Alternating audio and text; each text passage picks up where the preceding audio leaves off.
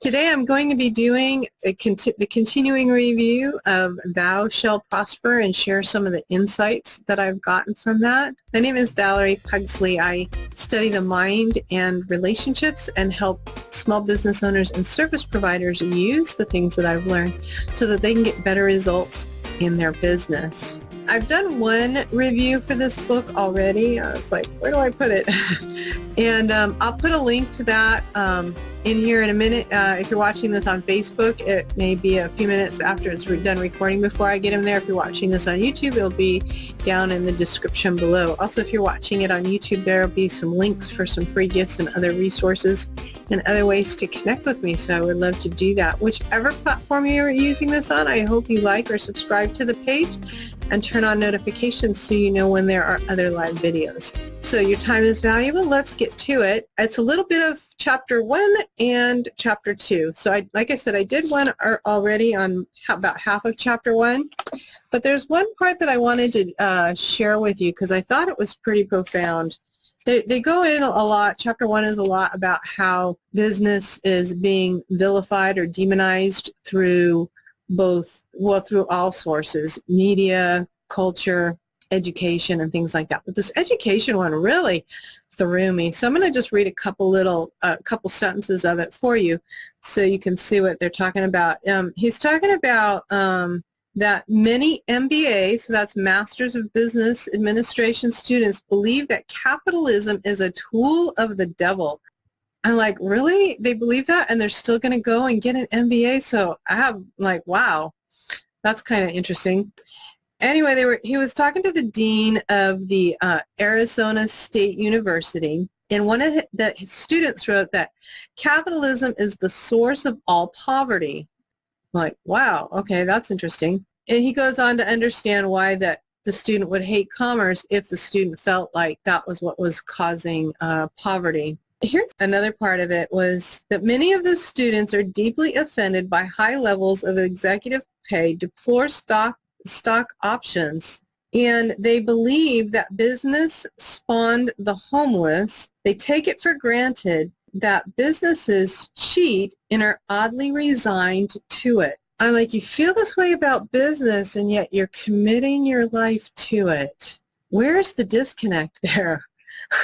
I don't know. I was shocked by that a person could feel so negatively about business or a field of study and yet be pursuing it as a degree and investing so much time and so much money to it. And if they're thinking that, what kind of a business owner are they going to come out and be?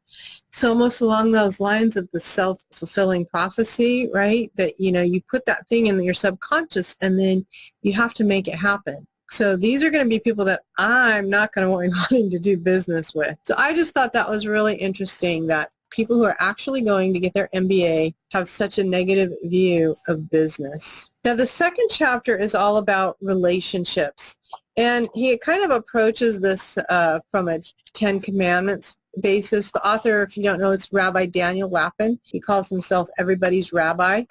The second chapter is titled The Network of Your Connectedness. He shares a couple of fun stories in here. One is about a cab driver who gave him really good service. I'll let you read the story about how that came about. But the result for the cab driver was by giving him a free service that Daniel took his information and has continued to do business with him many times since then because of that good service that first time that he got nothing for. Daniel wants to keep going back to him and so continues to keep his number and call on him. And the other one that he shares, and this is something that I've read, I must have read it here and maybe I heard it someplace else, but I think this is really important, especially for anybody who has a job. I'm thinking in particular of millennials. Some millennials I know have kind of a negative view of their employer and equate what they'll do based on the amount of money that they're going to make. And that is really setting themselves up for nothing but unhappy job experiences. So I'm going to read a little bit or some pieces of this tale that he talks about. He says it's an old tale, so who knows if it's true or not. But the principle is, and I've heard of real life situations where this principle has had a positive impact on people. So it's two friends who went to work for, I believe it was a railroad. Yeah, it is the railroad. They meet up again 20 years later. Well, one fellow is welding a pick while working on a roadbed and was astounded to see his old friend looking prosperous. He stepped from a private rail car. In response, the second guy, now head of the railroad, explains, 20 years ago, you went to work for $3.75 an hour, whereas I went to work for the railroad. I forgot to tell you how this illustrates. It illustrates a principle that he calls of being a wage slave. So that's what he calls that person who goes and says, well, this is how much you're paying me, this is how much work you're going to get. That's a wage slave. So they're slave to the wage, and they'll only do the amount of work that they feel is possible. Whereas this other guy who comes out in the private rail car, he went to work with the idea that it was his business and the railroad was his client. So going to work and viewing your employer as your client and that you only have one client and treating it like a client, you're going to get a lot better results all the way around. And just to continue here, it says, his point was that his unsuccessful friend always saw himself as a wage slave and focused on his meager salary. He, on the other hand, saw himself as being in business for himself, which allowed him to focus on his customers, in this case, his employer. And I know a lot of people, too, who want to eventually go out and be on their own business-wise. So this is a good lesson for them as well, to treat their current employer as their one client. The story that I heard not too long ago about this was there was somebody who had a job, and it was like teetering on the line that they thought they were going to end up losing their job. Well, they had the wage slave attitude. And then they changed that attitude into the other one where their employer was their client. And they started thinking about their employer as if, what if this was my business?